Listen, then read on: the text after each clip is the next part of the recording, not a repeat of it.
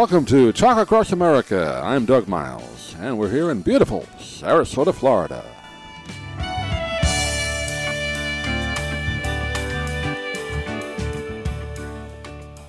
And joining us now on our Book Talk segment, great to welcome a woman who's written a very interesting book. Hopefully it'll help all of us out there belong, and that's the title of it, Belong. Find your people, create community, and live a more connected life. We're joined today by a very talented woman. She's a social entrepreneur, investor, inventor, speaker, and a lifelong community builder, and she joined us by telephone. Her name is Radha Agrawal. And Radha, good to talk with you. How are you?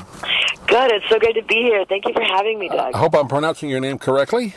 Perfectly, actually. Even the H, the Radha. Great. Yeah. Radha. Well, you grew up or live in Brooklyn, and I was born there. I didn't grow up there. I lived on the island. Both my parents were from Brooklyn, so we have a little bit of a kinship there. How is Brooklyn nowadays? I love that.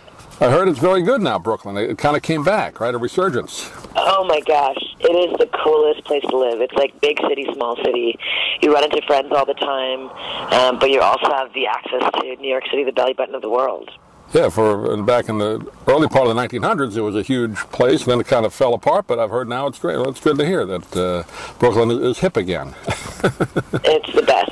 First of all, congratulations not only on the book, but you've really kind of created something that's taken off, just the whole thing of getting connected again, right? Daybreaker is the name of the foundation, right, or your program, right? Absolutely. So Daybreaker is a community that we started out in New York City, but now we're in 23 cities all around the world, with a community of almost 500,000 people. Imagine waking up at 6 a.m. before going to work and dancing your face off in costume with friends and community members before going to work. And it's a 3-hour experience, and people just come and really let go. It's a safe space to be free, to be fully you and expressed. And I'm so excited and honored to create a space for people to just find themselves, and make friends at the same time. Yeah, no, you kind of base this on, according, reading through the book, what the Japanese people have been doing, right? They have the morning exercises, so a little bit based on that, right? Absolutely. So the Japanese calisthenics, yes. Actually, I do this every morning with my team and at home. Imagine the entire country of Japan waking up in the 1900s and doing the same exercise. And when you're moving as a country together in unison, it creates this connection that you can't even imagine. And in many ways, I attribute so much of Japan's technological success to their syncing up physically like that in the morning. And the Japanese are known to live the longest, too, and particularly the Okinawans, because they actually have such a focus on community and connection. So the longest living people in the world, from the Okinawans to Sardinians in Italy to Seventh-day Adventists, they all attribute their longevity and their health and wellness from not just food that they eat, but mostly from the community they surround themselves with. And that's the kind of the point of the book. We all know everybody texting and internet and all that, which is great, connecting all of us together in a sense, but more people feel isolated, right? I mean, it's electronic connection. It's not the same. Absolutely. Well, 1 in 4 Americans have 0 friends who can find them. That's a scary statistic. 1 in 4 Americans are so lonely. Yeah, and this number has tripled in the last 30 years. So, the more connected we are online, the more disconnected we are offline, and the more isolated and lonely we feel. So we're trading the wrong things. We're eating the fast food, which is social media, instead of going for the healthy food, which is real offline human-to-human connections.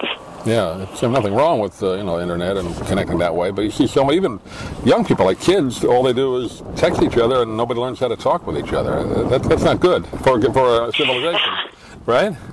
I know. Well, it actually creates so much illness and disease and lack of health and wellness and depression and anxiety all stems from our lack of connection. So it's very, very, all of our national issues or crises ladder down to whether we belong or not. And so this book, why I wrote the book, was I wanted to give very simple tools on how to make friends and how the heck do I find my people, how do I do this friend thing. Think about it. We go through so many inflection points in our lives. When we go to high school, when we graduate, go to college for the first time, move out of our home, move to a new city, start a new job, get married, have a new kid, get divorced, retire. There's so many moments in our lives where we're starting over again, and we don't know where to start. And the older we get, the more we tell ourselves it gets harder harder and harder. So I just wanted to take that away and write a book that held your hand throughout every moment and said, hey, here's what you do. Whenever you get moved to a new city, come back to my book, come back to this moment. Let's rethink about what are the tools and very simple guidelines for how to make friends. And of course, it's going to be different. Your values are going to change over time too. So the exercises are going to be new and different every single time. So it's an exciting. It doesn't have to be scary, right? Making friends should be exciting and powerful. It does get more challenging as you get older. Like you said, in school, elementary school, it's easy. You have 30 kids in the class, so you're going to be friends with a couple of them, right? by just osmosis, and in high school and college. But yeah, it does get more difficult, right, as you get older. So you have to learn how to do it again. That's it, and exactly. And but it doesn't have to be. Of course, the loneliness. What's wild actually is the loneliest people are in big cities. Right. So, in some ways, being in classrooms, you're next to people as well. In cities, you're next to people too. But somehow we don't know our neighbors' names. We don't know our barista down the street's name either. We don't know anyone's name anymore because we're so focused on how many followers and likes we're getting on social media. So the whole idea, hey, really have the courage to get off your phone, have the intention to really connect people, and put your phone away during, lunch meetings and dinner conversations, and really be here now. And again, the reason I wrote the book is because I spent the last 5 years building communities around the world, and I've just seen the same pattern happen everywhere, and the tools are all the same. I like the one acronym you have here, DOSE, right? D-O-S-E. Explain that if you would. Yeah, DOSE is... Sorry, go ahead. I was saying, explain that one if you could real quick. I like that one. Absolutely, yeah, sure.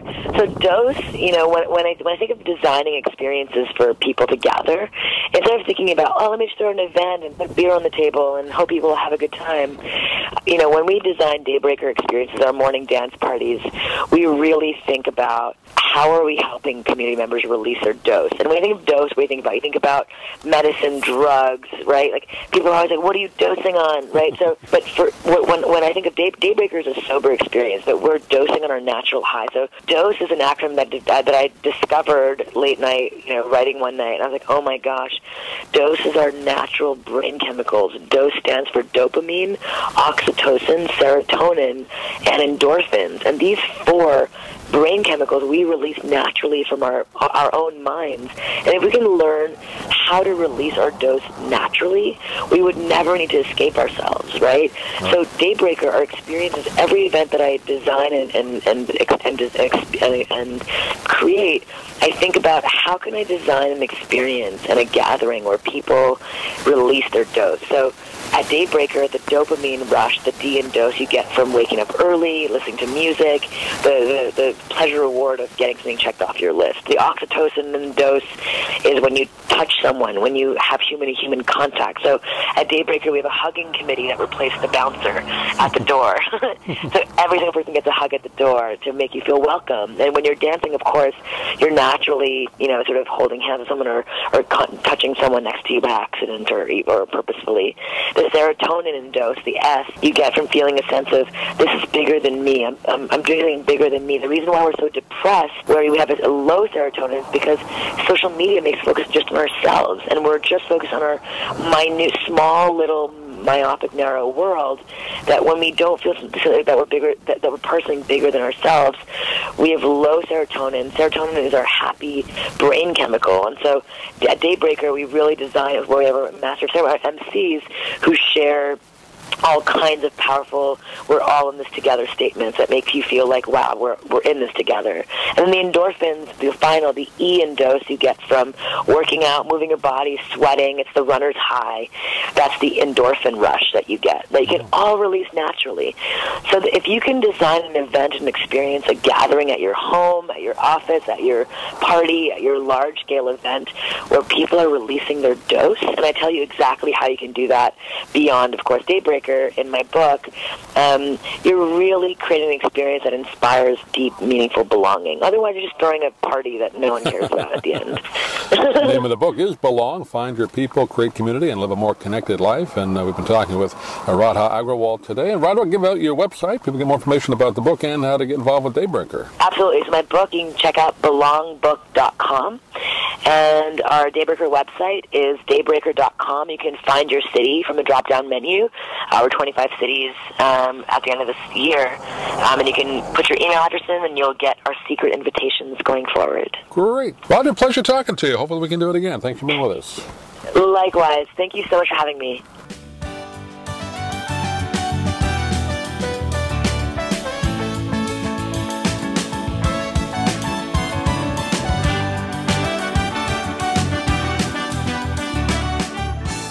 Thank you for joining us today on Talk Across America.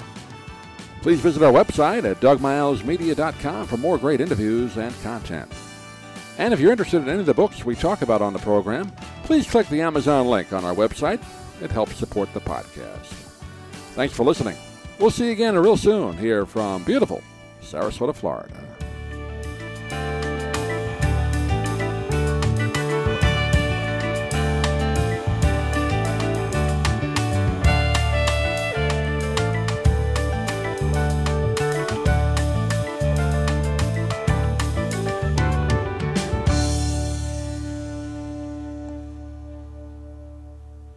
I'm Stan Brock. 30 years ago, I formed Remote Area Medical to help people overseas. But then we found generations of families in America isolated by poverty from the health care they need. Together, we can take dental, vision, and medical help to 1 million adults and their kids, right here at home in the United States of